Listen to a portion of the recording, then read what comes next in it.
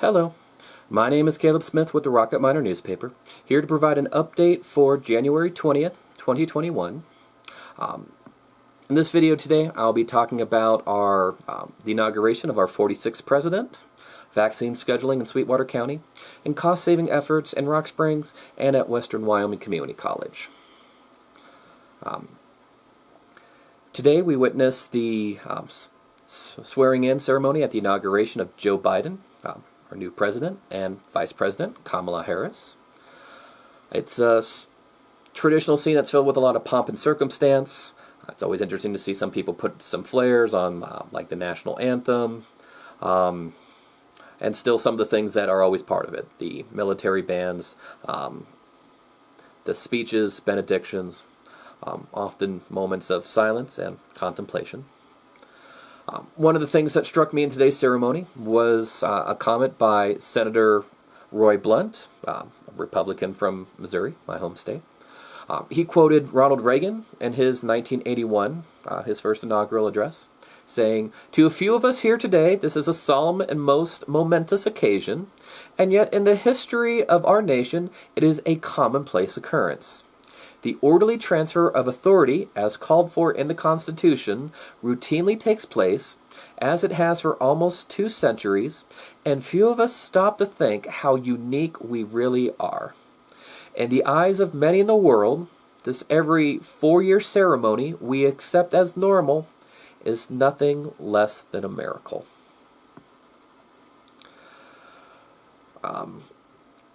President Biden, in his speech to the nation, primarily was themed around unity. What can be done to come together to do something more? He stressed that he, like many presidents, say that he's not just going to work for the people who elected for him. He's going to work to do right by the people who didn't vote for them, treat them with same respect. There's always a little bit of flowery language, and there's easily cynicism you can put in there. But I would still look to see what happens from that. One of the things the president talked about was that he wants to be judged by his actions. Words are set the stage, and they indicate where you hope to go, and we'll see what actual developments arise. But one of the things talking about what we can do when we're united, when we come together, just to quote a little bit from President Biden, he said, "And together we shall write an American story of hope, not fear, of unity, not division, of light, not darkness, an American story of decency and dignity, of love and of healing, of greatness and of goodness. May this be the story that guides us, the story that inspires us, the story that tells ages yet to come that we answered the call of history, we met this moment, that democracy and hope, truth and justice did not die on our watch, but thrived, that our America secured liberty at home and stood once again as a beacon to the world. That is what we owe to our forebearers, one another, and generations to follow." Also of note was a poem by Amanda Gorman, "The Hill We Climb," which echoed some of the same sentiments, that our country can do better, that our country can continue to build up. More than one person in the crowd today talked about our founding fathers intended that we are to aspire toward a more perfect union, indicating we know what we have isn't perfect. We can do better. We can be smarter, faster, more profitable, more efficient, more kind, more considerate, more generous if we keep working at it. One of the lines from her poem, she said, was stressing that this nation isn't broken. A lot of people have been saying that lately, questioning whether we're on the cusp of the new Civil War, whether the two sides are irreparably apart. But I agree with Gorman's assessment, where she says, talking about this being a nation that isn't broken, but simply unfinished. There's still work to do. Elsewhere in our nation, when we're talking about work to do, there's still the vaccine rollout. Today, the Sweetwater County Community Nursing provided another update when it comes to the availability of the coronavirus close to home. Right now, all available vaccine appointments that are set through the end of the month are currently filled, fully booked. And right now, our county officials are waiting for additional information, primarily from the state, to see before they can announce the next round and start making schedules. Quoting from their statement, "At this time, we have not received notice of our February allotments, so are unable to schedule any appointments for February. Once we have our allotments, we will send out a press release regarding appointments."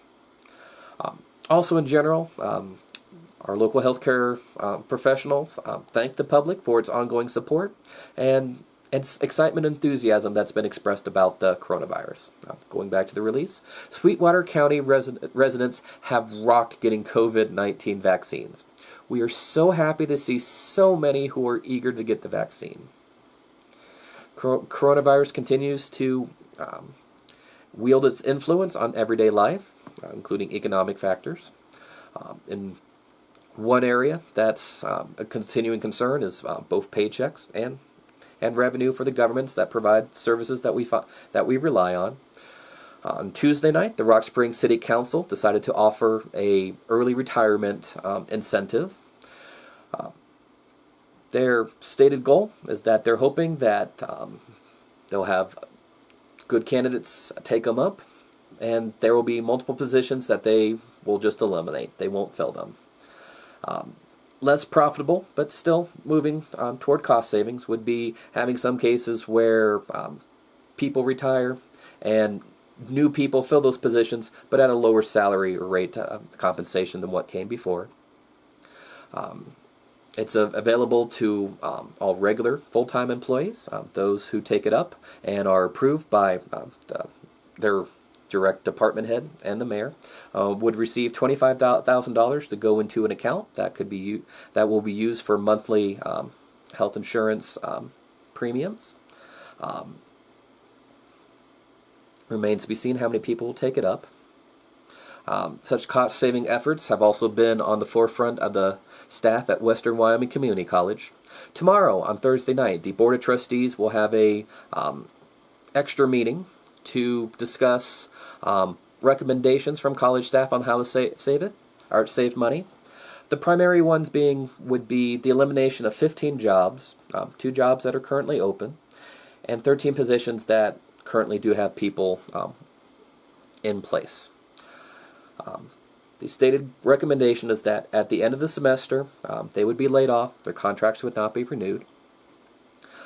If approved by the board as currently positioned, the idea is that those who do not see their salaries renewed would receive an additional 3 months of salary and would see their health benefits continue for 6 months after the termination of their conclusion of their contract. There are some other cost-saving bits in there where we've yet to see all of them. We've been told that the information packet will be posted no later than 10 a.m. Thursday morning. The meeting is set for 6 p.m. tomorrow, and they would like public comment, feedback on this proposal. We'll be posting that information when we get it available. The following Thursday, January 28th, the College Board is expected to meet additionally, virtually, to vote on what they will do with the recommendations. We've got some hard troubles ahead, just general challenges, but I still think there's reason to be optimistic.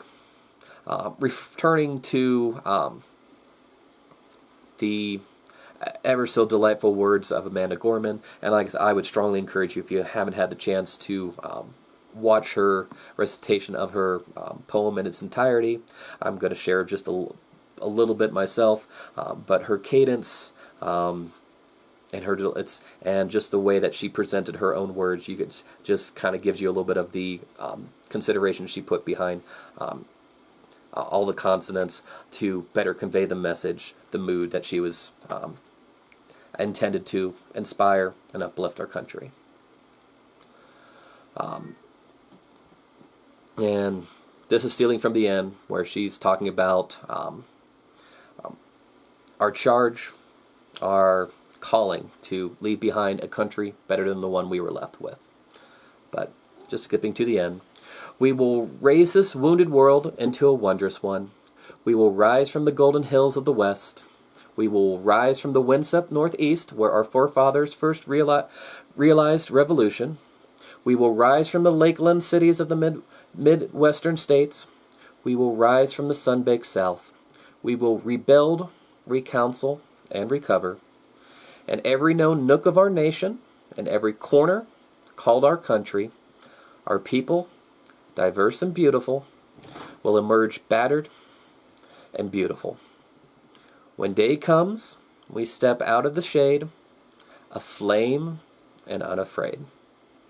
The new dawn blooms as we free it, for there is always light, if only we're brave enough to see it, if only we're brave enough to be it.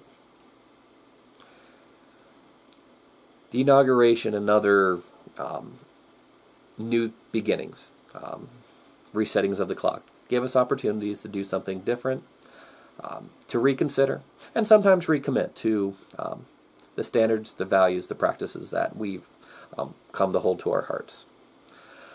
I'm hopeful that in the days, weeks, time to come, that we're just looking for opportunities to be, to take advantage of the moments that we find ourselves in, small, countywide, nationally, even globally, and hopefully have the bravery to be light. This is Caleb Smith with the Rocket Miner newspaper, wishing you a good day and a safe tomorrow. Bye.